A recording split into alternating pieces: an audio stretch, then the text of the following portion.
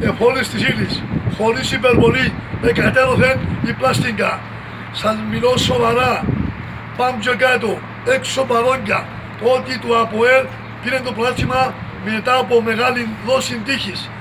Δεν έπαιξε μπάλα μετά τον αγώνα με την Πεσπάο στο Europa League, ο Απόλλωνας είναι την πιο τέλεια καταπληκτική ομάδα, απλώς οι συγκυρίες και η τύχη που ήθελε το ΑΠΟΕΛ να πάρει το πλάτσιμα. Στον αγώνα με την Ομόνια, η Ομόνια έπαιξε μπάλα για να βγει η Ευρώπη, δεν την αφήσανε.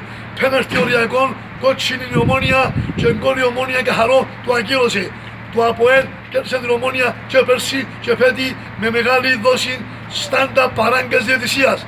Στον τελικό, φέτη το ΑΠΟΕΛ 4 αγώνες, δεν κέρδισε τον Απόλλωνο. 2 φορές αμέσως στο Τσίριο. Έχασε γασιπή ισοπαλία. Είναι τελικός 50-50, αλλά το ΑΠΟΕΛ θα παίξει εμπειρία και έδρα. Προβλέπω αγώνας ισοπαλία και πάει στα πέναρτη, θα κερδίσει ο πιο ψύχρεμος και ο πιο τυχερός.